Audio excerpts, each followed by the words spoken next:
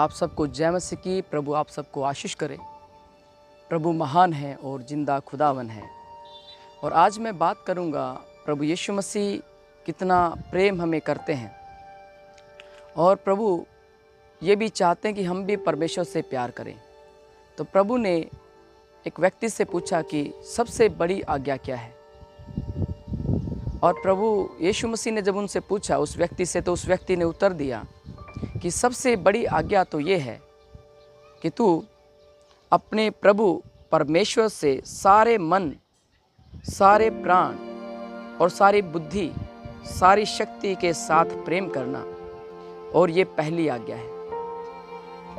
मरकुस उसका 12 अध्याय 30 और 31 वचन जो हमें सिखाते हैं कि दूसरी आज्ञा ये है कि तू अपने पड़ोसी से अपने समान प्रेम रख, इससे बड़ी और आज्ञा कोई नहीं। मेरे प्रियो, यहाँ पर परमेश्वर प्रेम के विषय में ही क्यों बात करते हैं। सबसे पहली आज्ञा और सबसे बड़ी आज्ञा भी यही है कि क्या करें हम लोग, अपने परमेश्वर से सारे प्राण से, सारी बुद्धि से, सारे ज्ञान से हम क्या करें, प्रेम करें।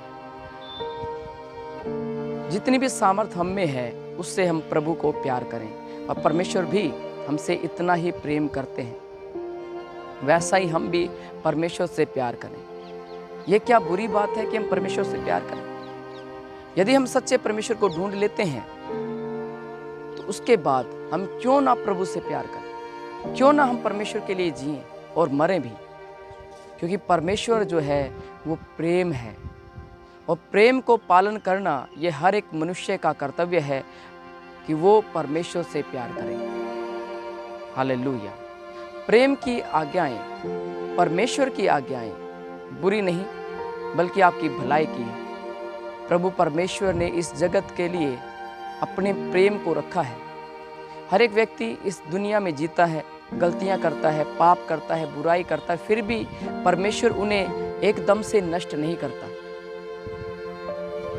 वो नष्ट कर सकता है लेकिन वो नहीं करता, क्योंकि परमेश्वर आपको मौका देता है कि शायद एक दिन आप लोग बदल जाएंगे, शायद आप एक दिन उसके पास दोबारा से लौट आएंगे। इसलिए परमेश्वर ये सोचते हैं कि मेरा बेटा, मेरी बेटी मेरे लिए एक दिन वापस लौट कर आएंगे, उस दिन मैं उसको क्षमा करूंगा और उस दिन मैं अपने पास उसको बैठा कर रखूंगा।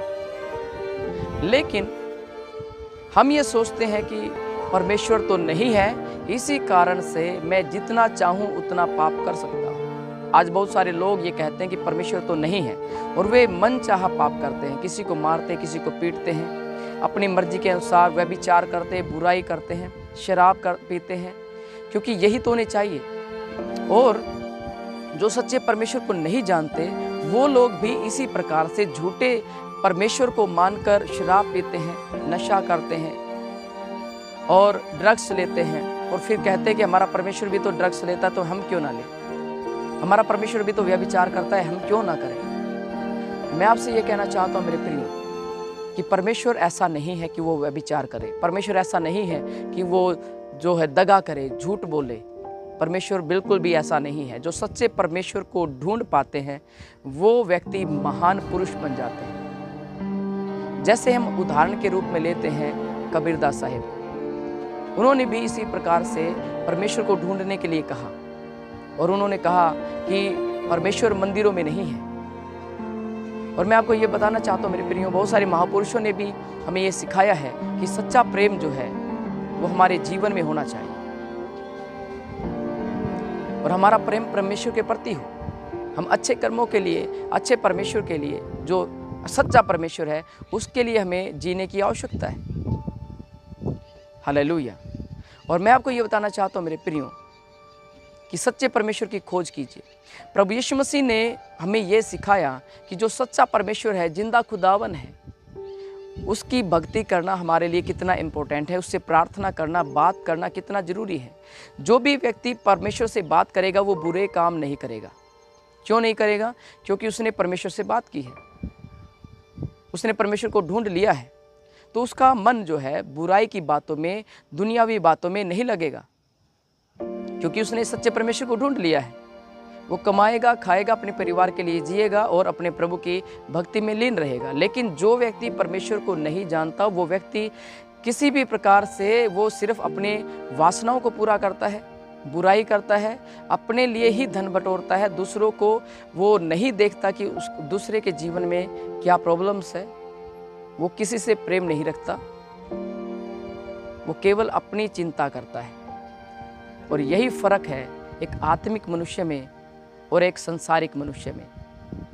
इसलिए प्रभु ने कहा कि तू अपने सारे मन, सारे प्राण, सारी बुद्धि से परमेश्वर से प्रेम करना। मेरे प्रियो, यदि आप परमेश्वर से प्यार करते हैं, यदि आप परमेश्वर को ढूंढते हैं, तो आप परमेश्वर को ढूंढ भी पाएंगे और उसके साथ भोजन भी कर पाएंगे। इसलिए पूरे मन से, पूरे प्राण से परमेश्वर से प्यार कीजिए। सत्संग में जाएं, आराधना भक्ति करें, और जब आप लोग आराधना करते हो तो आपका मन शांत होता है, क्योंकि म्यूजिक जो है, आत्मिक म्यूजिक आपके जीवन को बदलता है। लेकिन जो संसारिक म्यूजिक है उससे आप बच के रहें। जो आत्मिक ज्ञान है उसके पास जब आप जाते हो तो आप आत्मिक बन जाते हो, परमेश्वर के योग्य बन जाते हो।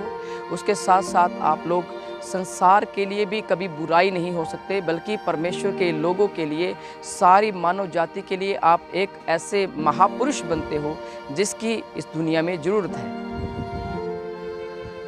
इसलिए मेरे प्रियो, आप परमेश्वर को ढूंढें, परमेश्वर को पाएं और सच्चे परमेश्वर की खोज करें। पूरे मन से, पूरे प्राण से परमेश्वर को ढूंढिए। हालेलुया।